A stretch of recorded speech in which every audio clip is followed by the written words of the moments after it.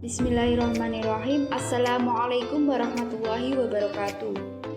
Selamat siang semuanya, dan bagaimana kabarnya hari ini? Semoga kita semua senantiasa diberikan kesehatan walafiat dan juga diberikan kelancaran dalam kita menuntut ilmu. Amin. Saya Analia Wulandari dan juga rekan saya Yeni Trilestari.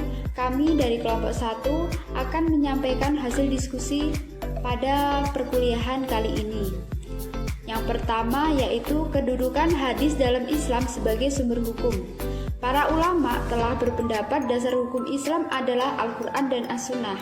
Dari segi urutan tingkatan dasar Islam ini, Sunnah menjadi dasar hukum Islam kedua setelah Al-Quran. Hal ini dapat dimaklumi karena beberapa alasan sebagai berikut. Yang pertama, fungsi Sunnah sebagai penjelas terhadap Al-Quran. Sunnah berfungsi sebagai penjelas atau tambahan terhadap Al-Quran. Tentunya pihak penjelas diberikan peringkat kedua setelah pihak yang dijelaskan. Yang kedua, mayoritas sunnah relatif kebenarannya. Umat Islam juga berpendapat bahwa Al-Quran seluruhnya diriwayatkan secara mutawatir. Yang selanjutnya yaitu mengenai fungsi hadis terhadap Al-Quran. Nah, apa itu fungsi hadis terhadap Al-Quran? Fungsi hadis terhadap Al-Quran yaitu ada 5. Yang pertama yaitu hadis sebagai bayan tafsil. Yang dimaksud dengan bayan tafsil di sini adalah bahwa hadis itu menjelaskan atau memperinci kemujmalan Al-Quran. Karena Al-Quran bersifat mujmal atau global, maka agar kita dapat berlaku sepanjang masa dan dalam keadaan sebagaimanapun diperlakukan perincian. Maka dari itu diperlukan adanya hadis atau sunnah. Dalam kedudukannya sebagai sumber kedua setelah Al-Quran, hadis berfungsi sebagai pemerinci atau penafsir hal-hal yang masih disebutkan secara mujmal oleh Al-Quran. Yang kedua yaitu hadis sebagai bayan takhis. Dalam hal ini, hadis bertindak sebagai penjelas tentang kekhususan ayat-ayat yang masih bersifat umum. Yang ketiga yaitu hadis sebagai bayan takyid. Di sini bayan takyid adalah penjelasan terhadap Al-Quran dengan cara membatasi ayat-ayat yang bersifat mutlak dengan keadaan, sifat, dan syarat tertentu. Istilah mutlak maksudnya adalah hakikat dari suatu ayat yang hanya berorientasi pada dohirnya tanpa memiliki imitasi yang dapat membuat pagar hukum yang sistematis. Yang keempat yaitu hadis sebagai bayan takyid. Hadis berfungsi juga sebagai penguat hukum-hukum yang ada di dalam Al-Quran. Suatu ketetapan hukum tentang suatu masalah memiliki 2 sumber argumentasi, yakni Al-Quran dan As-Sunnah. Selain itu, Sunnah dalam konteks ini melengkapi sebagai cabang-cabang hukum yang berasal dari Al-Quran. Yang terakhir yaitu hadis sebagai bayan tasyri'. Bayan tasyri' adalah penjelas hadis Nabi yang mendefinisikan suatu ketetapan hukum secara independen yang tidak didapati dalam nas-nas Al-Quran secara tekstual. Penjelasan itu muncul dengan sebab adanya permasalahan-permasalahan yang timbul di antara masyarakat. Disinilah hadis Nabi mengeluarkan penjelasan dan sekaligus keputusan dengan tidak berorientasi terhadap Al-Quran. Namun, tetap ada bimbingan langsung dari sang pemilik semesta.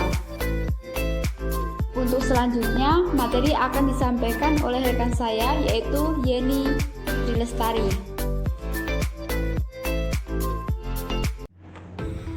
Apa sih perbedaan antara hadis nabawi, hadis qudsi dan Al-Quran?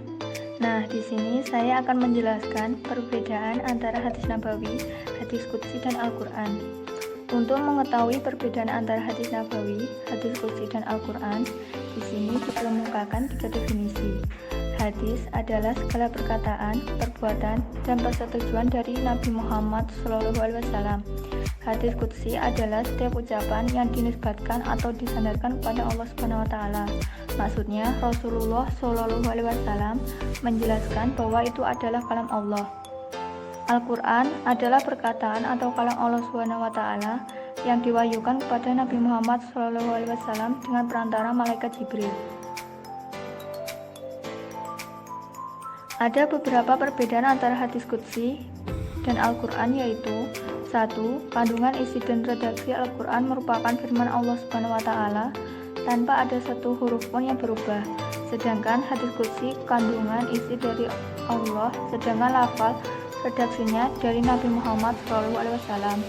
2. Di dalam Al-Quran dikenal istilah surat dan ayat, sementara dalam hadis qudsi tidak dikenal istilah tersebut.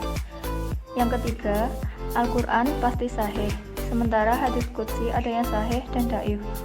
4. Ayat Al-Quran dapat digunakan sebagai bacaan surat dalam sholat, sementara hadis qudsi tidak.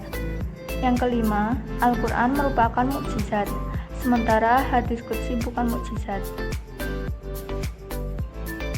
Sementara itu, terdapat perbedaan antara hadis qudsi dan hadis nabawi, yaitu 1. Hadis nabawi bersifat tauqifi, yaitu kandungannya yang diterima oleh Rasulullah adalah wahyu, dan ia menjelaskannya kepada manusia dengan kata-katanya sendiri. 2.